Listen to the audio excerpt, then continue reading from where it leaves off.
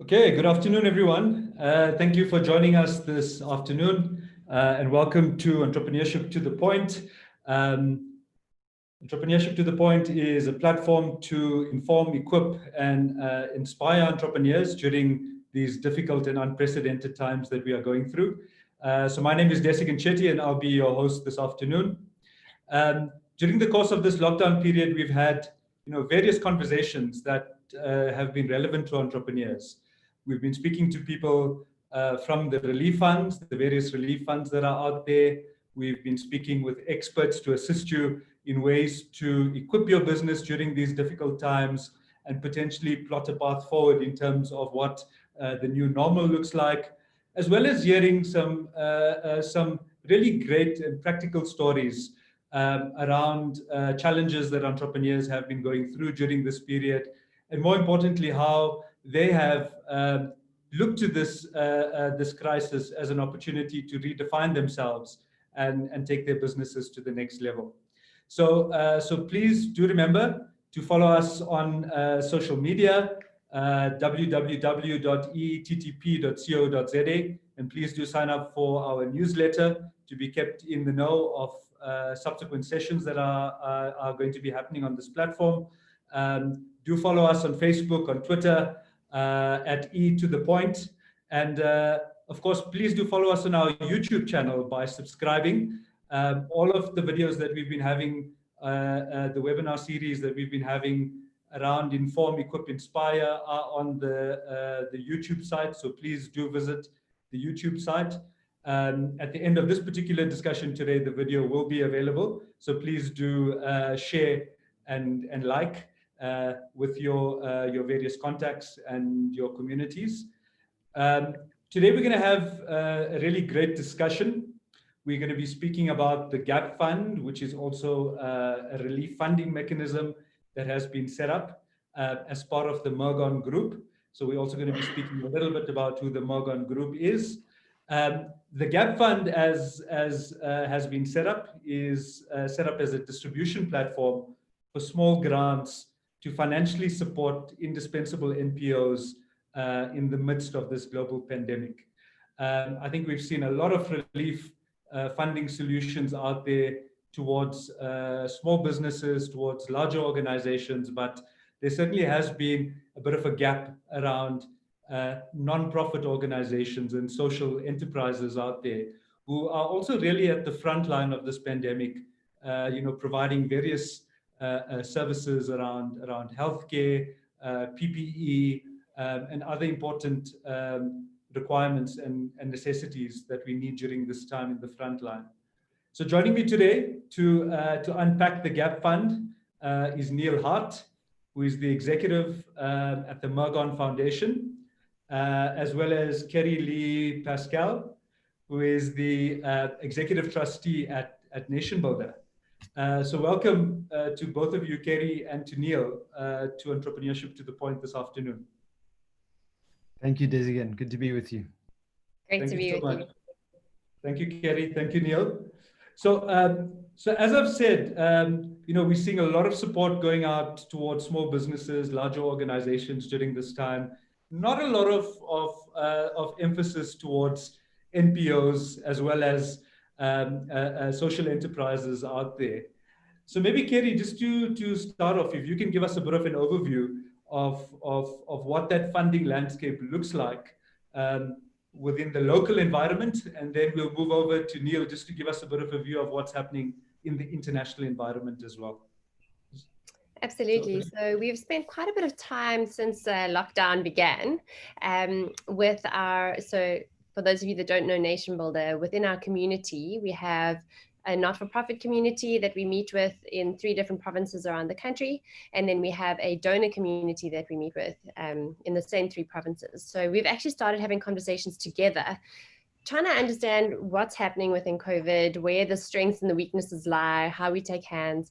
And so we've found some really interesting things coming out of those discussions. The first thing that we saw in the first couple of weeks was that the not-for-profits were all diving in, and there was a lot of need for those that could get critical skills visas. There was a lot of need.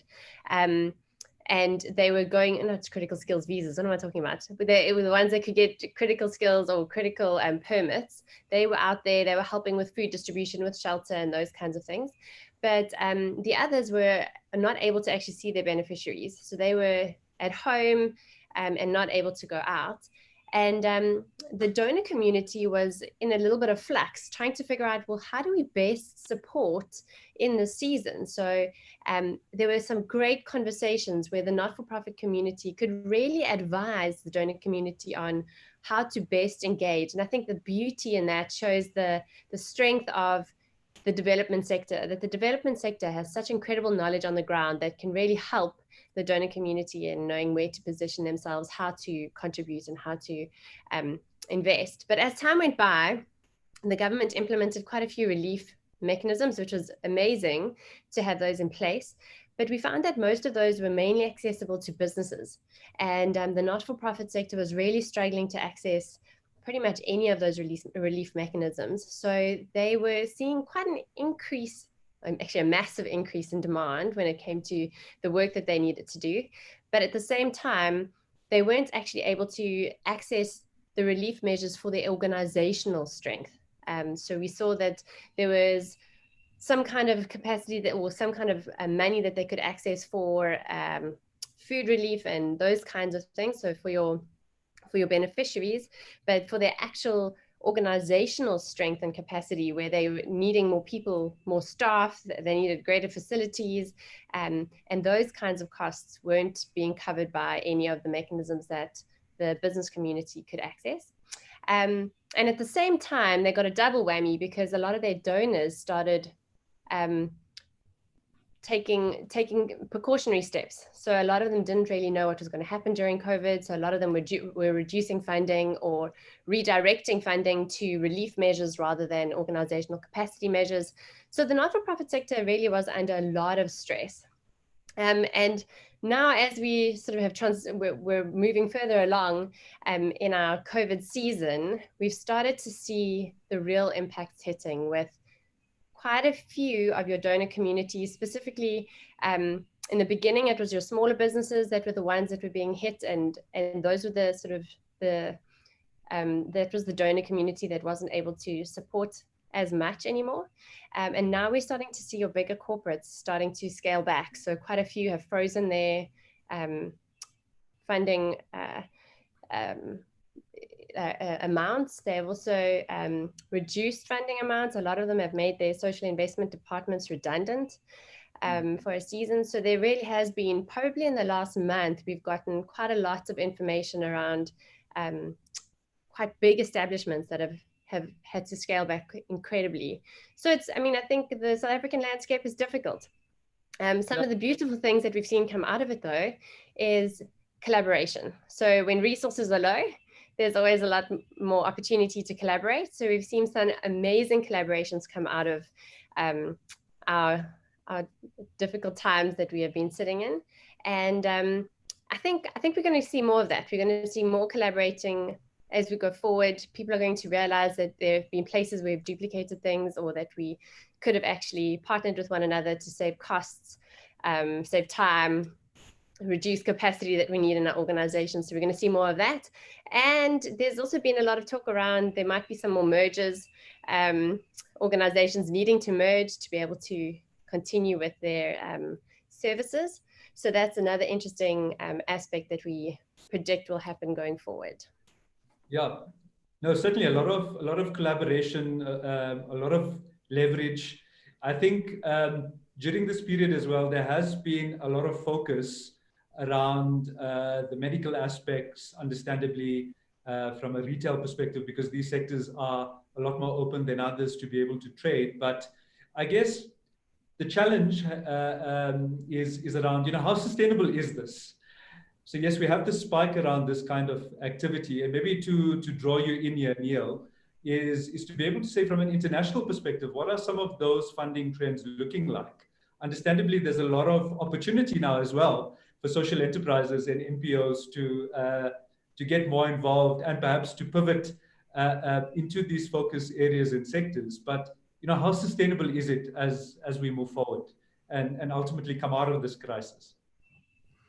Yeah, thanks, Desigan. I think it's depends so much on the kinds of funding and the funding flows. So we have a lot of foundation peers in the States and some in Europe, and so we've spent a fair amount of time over these last couple of months really engaging and having conversations and just doing as much co-learning as possible. Some foundations have endowed funds, and so those sit and when you have a market crash, very often those are likely to be affected. But when the market recovers, very often you're straight back to where you were. And I think we saw a lot of that happening with some of our friends, especially in the States. They immediately had to scale back because of the market crash, and so they realized that their funds were under pressure. But in the last month, I've had several conversations with those same leaders of foundations who've been saying, no, we're back to normal and we're moving forward. So initially there was a cautious approach. And now there's a slightly more liberal approach to it. And I'll speak a little bit now on relational engagement. But on another level, some of the funding is busy being created. These are organizations that have enterprises, investments in corporations, maybe slightly more entrepreneurial in nature. And so some of those industries have skyrocketed and some have really fallen. And so, we've seen a number of different kinds of responses coming through based on, people's ability to continue funding. What has been fairly common, though, regardless of the funding, is there seems to have been a real increase in relational engagement, relational empathy.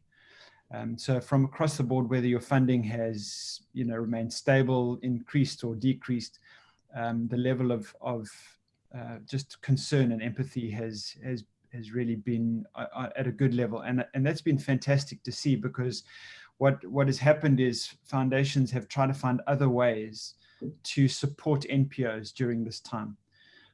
And so, from a lot of NPOs that we've seen and some research actually that I've been recently reading, we just see that the types of NPOs, and this correlates to what Kerry was saying early on, but the type of NPOs that have been servicing frontline needs, especially previously disadvantaged or historically disadvantaged communities, they have been stretched to the max, and very often their funding has reduced. The kind of NPOs that are doing sort of slightly, one step back from frontline, two things have happened. One, their funding hasn't been as severely affected from this research that I was reading, and they haven't had to have the same type of stretch. So our NPOs, both in South Africa as well as globally, that are on the front lines have been put under tremendous pressure. And I'll read just a few stats here. So the kind of actions that a lot of NPOs have taken internationally, and it correlates what we've seen in South Africa, is 90% of them have had to cancel or postpone fundraising events. So if you're in Africa, South Africa, wherever, very often you're traveling to the States or traveling to Europe to spend time to release international funding, and they haven't been able to do that.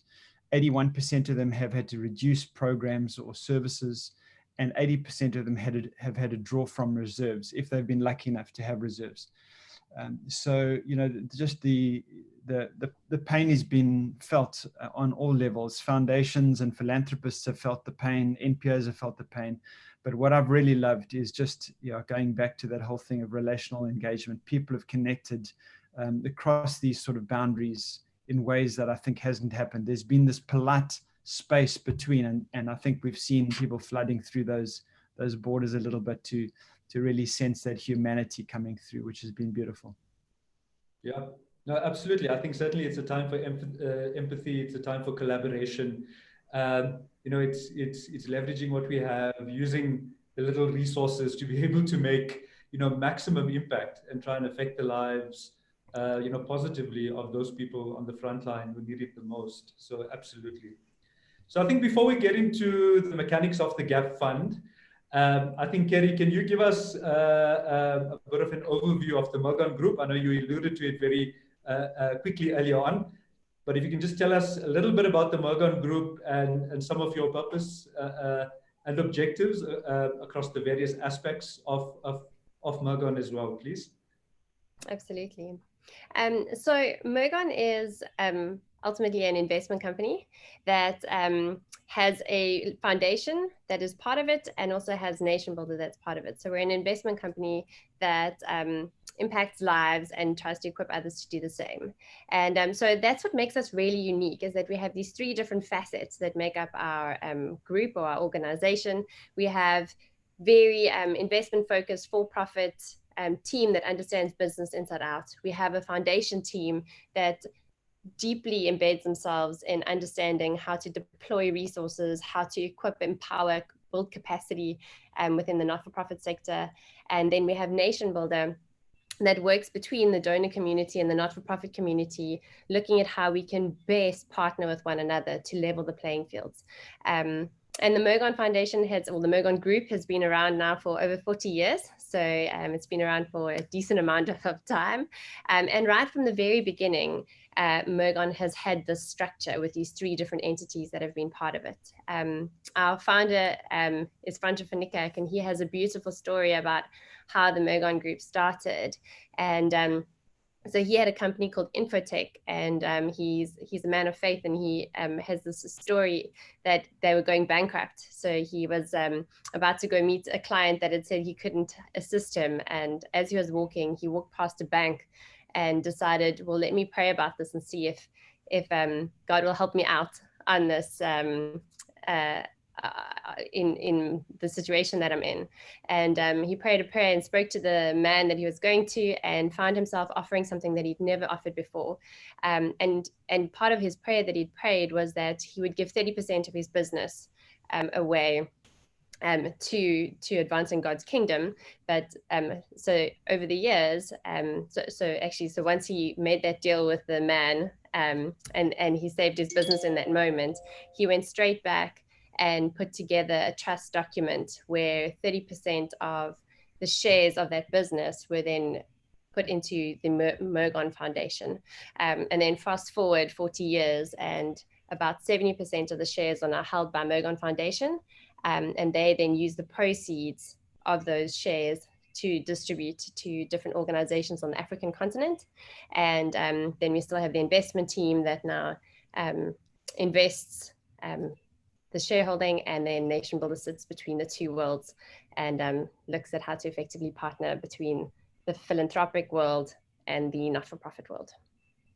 Yeah, that's such a fascinating story, Kerry, every time I hear it. And I think it really goes to show the wanting to do good, but still be able to acquire sustainable profits for the organization to be able to do more good. So I think that's such a fascinating story, and I think great principles upon which the McGann Group is developed, and certainly the focus areas across Nation Builder, the foundation, and now certainly the GAP Fund as well. So for those of you that are joining us on the call this afternoon, thank you for joining. We're in discussion with Kerry and Neil from the McGann Group, who have recently launched the GAP Fund. It's currently closed for applications, but it's actually opening tomorrow, the 1st of July. And we thought it would be a great idea to get them onto the platform to tell us about some detail. So please do remember to follow us on our social media sites. The website is www.ettp.co.za.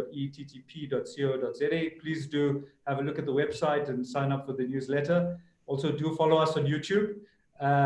Like and subscribe. We're trying to build up our subscriber base, so please do that. I'd just like to appeal to everyone that's joined the call. Please do ask your questions on the chat function at the bottom of your screen for us to pose those questions to Kerry and to Neil. So I think, Neil, I think you guys have had, as you mentioned, a number of NPO partners who've had a great track record of delivering essential services to communities in need in South Africa, Sub-Saharan Africa, the Middle East, North Africa as well. So I think if you can just speak to us a little bit around how the GAP Fund works, and maybe go into some of the mechanics of the fund. Yeah, sure. Thanks, Desigan.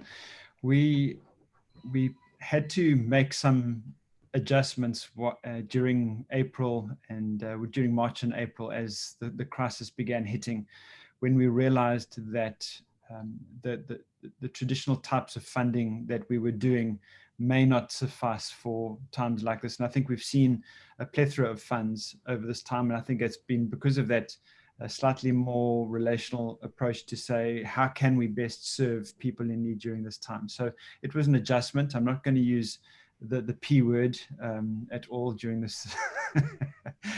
So there was a shift. We kept a lot of our existing funding being distributed in the same way to our existing partners, and we tried as best we can not to change that. But the GAP Fund was an attempt to come into step with where the crisis was at the time. So, you know, I went to the board and I asked them to approve a fund where we could distribute it in very short space of time with a less amount of due diligence than we would normally do. Now, not to give in on making on nervous, but normally we do have a fairly decent due diligence process. It takes some time for us to approve funding, and that funding is often approved for a 3-year period, mostly for 3-year partnerships. So we wanted to be able to deploy funding weekly if need be, and with a smaller due diligence, because we felt that people would be knocking on the door and saying, this is our situation, can you help us? And we wanted to be able to respond to that. So 2 main areas. The first was to sustain NPOs who had lost funding, and even if it's overhead, salaries, whatever it would be, to enable them to get through. And our sense was, if this is a 3 to 6 month financial crisis, and it may well be longer, but if it was, we wanted to be able to say, how can we get them through that 3 to 6 month period? And then the other aspect was we sensed that people would need to move into that crisis management on the front line and food security in those items. And so they would need to be deploying resources without funding often. And we wanted to be able to try and support that space. So those were the 2 areas that we looked at for the GAP Fund.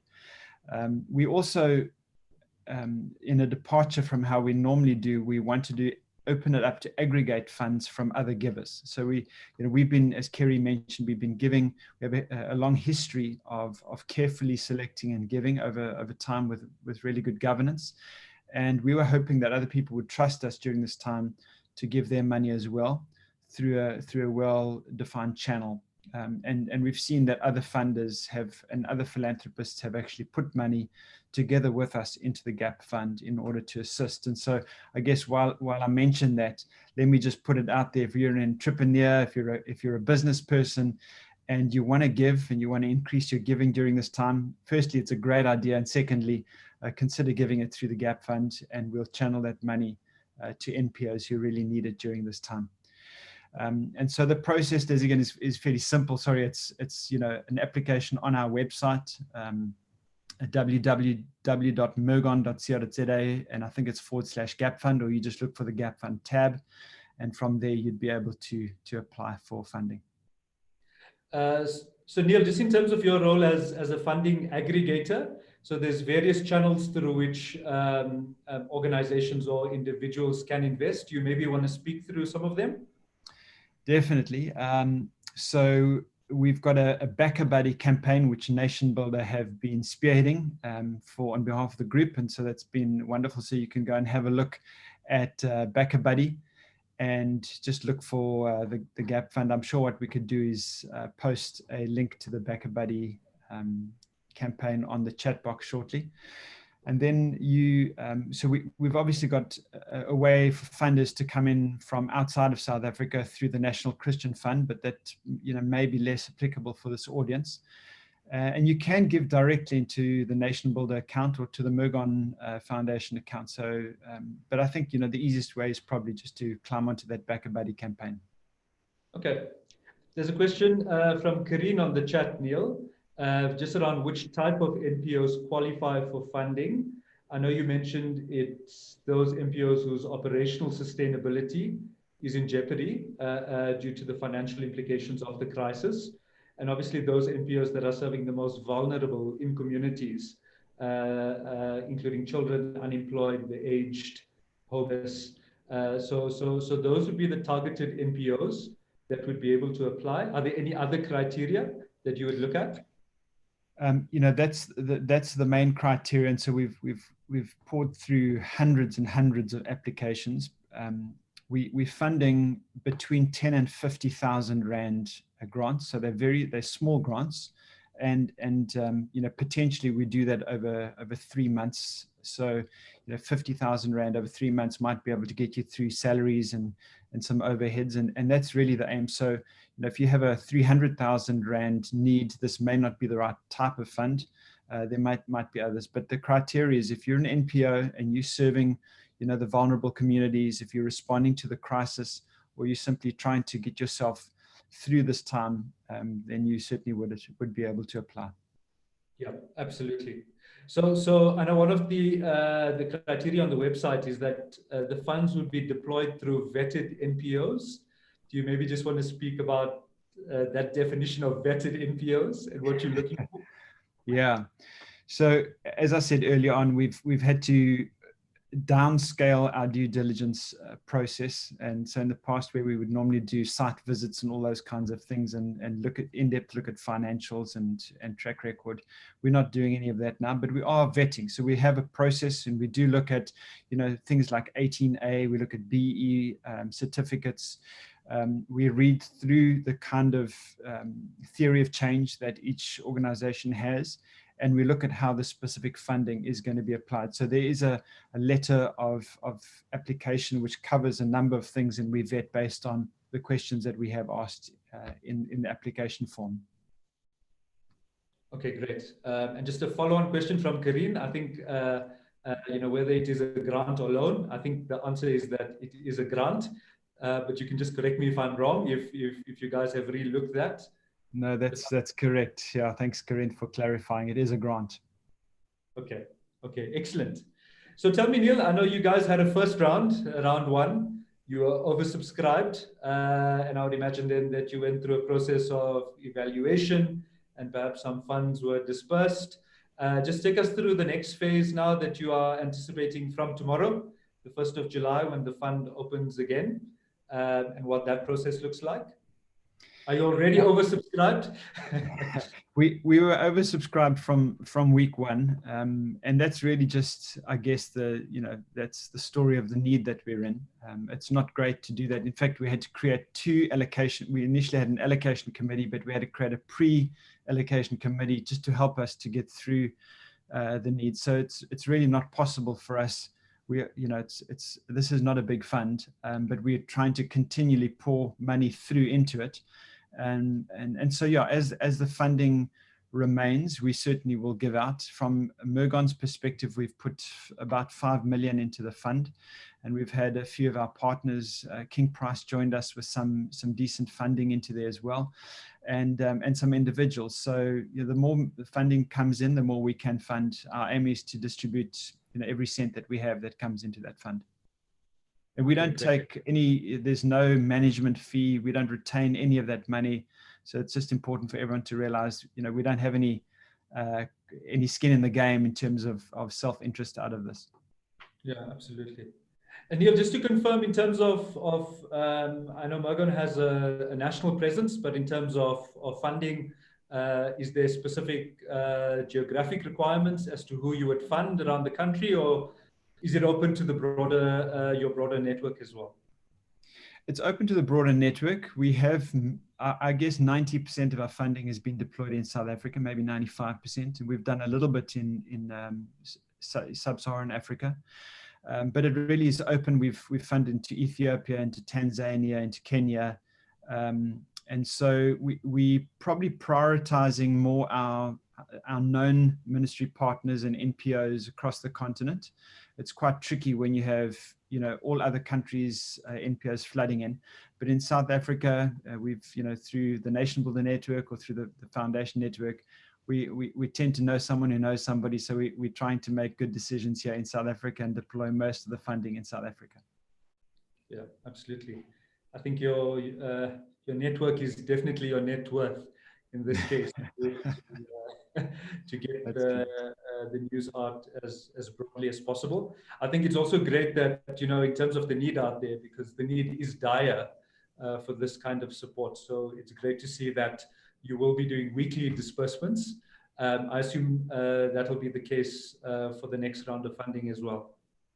Yeah, we're keeping it open, and we're only closing it if the funding dries up for a week or two. So the longest we closed it was these last 3 weeks, and that was just because we had dispersed in some cases 3 months in advance. And so it's like a well. You can draw water out of the well as long as there's water. Absolutely.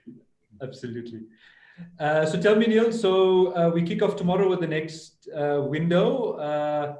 Will that remain open for a period of time, or will you guys be assessing the applications coming through and then decide how long to, obviously based on resources available as well, in as much as you may want to fund everyone, sometimes it's not possible for various reasons, but what is the time frame for the next sort of funding period?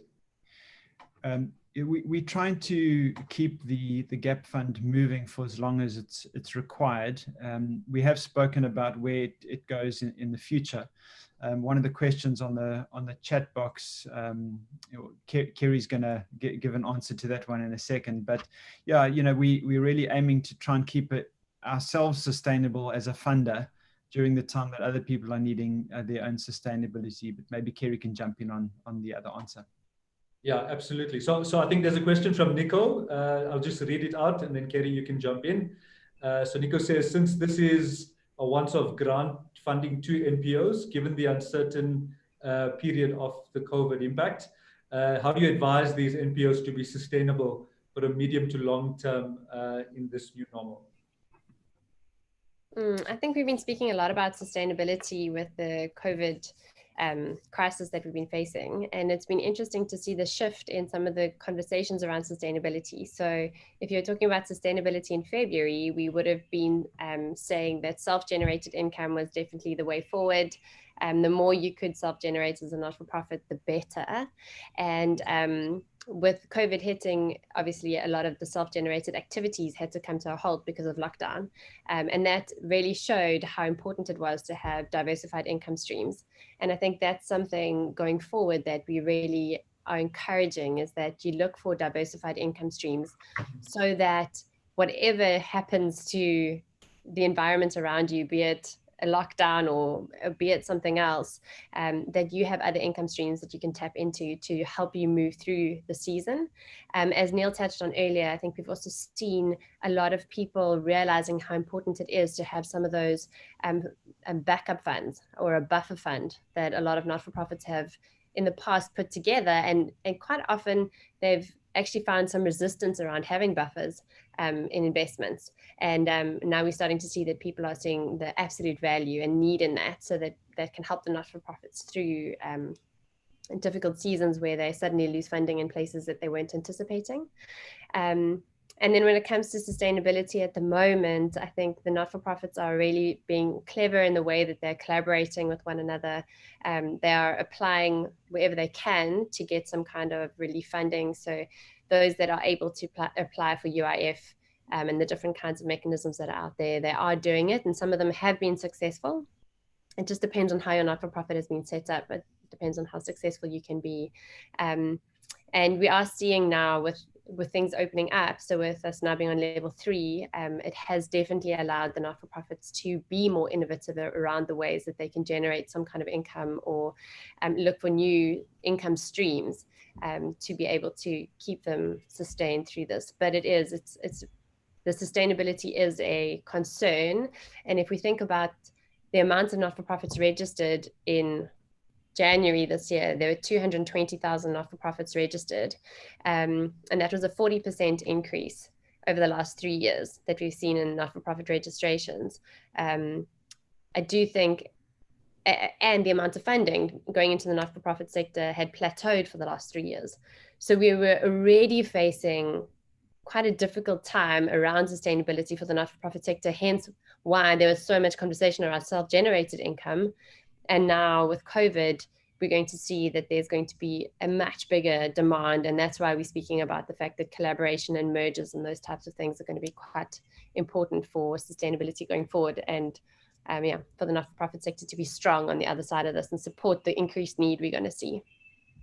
Yeah, absolutely. I think certainly this experience and this difficult period has hopefully allowed not-for-profits to think about their strategies, diversifying their income, and looking to other ways to self-generate.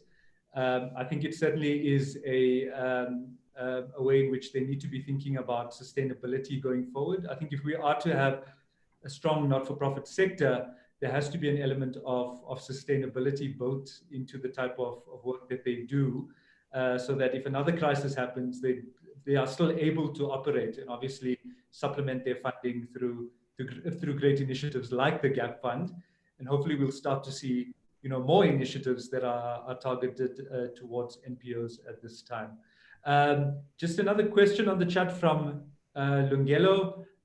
So is there a maximum amount that an organization can apply for? I think you said, Neil, earlier that the grants are between 10 to 50,000. I assume that 50,000 is the limit. That's right. Is that correct? Yeah. Okay. Okay, Lungelo. So it's up to 50,000. And just maybe more of a compliment coming through from Nico again. So thank you and well done for the great effort in assisting NPOs during this time. I think we can't underscore that enough. Certainly, as we said earlier, a lot of assistance going towards small businesses, but a disproportionate amount of assistance going towards NPOs. So well done again to the McGann Group for really focusing on that critical area in our society. So I think as we draw to a close on this discussion, Neil and Kerry, any final thoughts from yourself? Any advice you'd want to give NPOs out there during these difficult times? Kerry, ladies first, to go with you. Absolutely. So one of the things that we've seen, specifically the donor community emphasizing a lot over the last couple of weeks, is that they're starting to, it's always been around that people want to see impact, but the impact conversation has increased incredibly over the last couple of months. And I think that makes absolute sense, because if your amount of resourcing has decreased, you're wanting to make sure that whatever you have is going to have the greatest impact possible. So I do think going forward, the not-for-profit sector is going to have to focus incredibly on being able to quantify and effectively communicate their impact to be able to access funding. And I do think that there's going to be a much bigger push on being able to compare apples with apples, because at the moment, the way that we measure impact, everybody has a different metric. So it's very difficult to understand who is having greater impact compared to somebody else. So I do believe that there's going to be quite a lot of shifts happening in the impact measurement space and impact management space going forward. And I think it's going to be important to stay ahead of the curve and make sure that you're keeping up with the trends and the developments within the impact management space. Yeah, absolutely. I think it's such a critical point that you raised, Kerry. And as you know, as Entrepreneurship to the Point and Property Point, we are advocates of impact. It's fundamentally the basis on which we work, and the improvement that we want to see in the businesses that we work with. And I think as an NPO, it's vitally important that you're able to communicate your impact, the effectiveness of your impact, because I guess if you're doing that effectively enough, the money will flow to you, because the results will speak for itself. And I think it really brings into question the models of NPOs as well, as we move forward, to be able to show that impact and articulate that impact effectively on the basis of getting more funding to prove that, look, at the end of the day, this is the level of impact that we can produce. So I think it's such a vitally important point. Neil, from your side, any closing thoughts? Yeah, probably just a brief shout out to leaders of NPOs during this time. So both from the perspective of a foundation looking at the NPOs that they may be serving, to be really aware of what's happening in leadership, but also for those that are leading. I think this crisis has had so many impact points, but probably the most acute one that we've seen has been on those leading NPOs. And so we've been trying to find ways to support leadership. There's been emotional burnout during this time. There's been stretch of vision. There's been just adjusting the way people operate. There've been loss of staff. It's just been on so many levels, and that pressure often comes down to a leader or a leadership team. And so just don't underestimate the impact of that. And if you're a philanthropist, a donor, a foundation, we need to be taking care of our NPO leaders. They're doing incredible work during this time, and we certainly can't take it for granted. We have to support them in more ways than just financial. Yeah, no, absolutely. Thank you so much, Neil. Thank you for the great insight. Thank you, Kerry. Thanks so much for your time this afternoon. Really enjoyed the discussion with you. It certainly is a coincidence that we got our dress code correct. So well done. We're on the same page today. So once again, thank you very much, everyone, for joining us this afternoon on Entrepreneurship to the Point. Please do remember to follow us on our social media channels. Do visit our website, www.ettp.co.za. Sign up to our newsletter. We've got a host of interesting discussions that are coming up around various aspects of business to better inform, equip, and inspire you during these difficult times. And I think something that both Kerry and Neil mentioned was just around that empathetic approach. And I think more and more in all of our discussions that we've been having, the empathetic approach is really, becoming one of the fundamental ways in which we need to be interacting with each other from a relational perspective, but also in terms of how we do business. And I think there's a lot of organizations that are trying to do good out there to be able to respond to challenges on the front line. So let's support them. Let's make sure that they are able to do the best that they can do during these times and really affect the lives of those people who need the most assistance during this time. So thank you. Thanks once again to Kerry and to Neil for their time this afternoon. And please, guys, do visit our YouTube page, like and subscribe. This conversation will be available immediately after this on our YouTube channel. Please do share it with other individuals who may find it of value. So I'm Desigan Chetty, and thank you once again for joining us this afternoon on Entrepreneurship to the Point.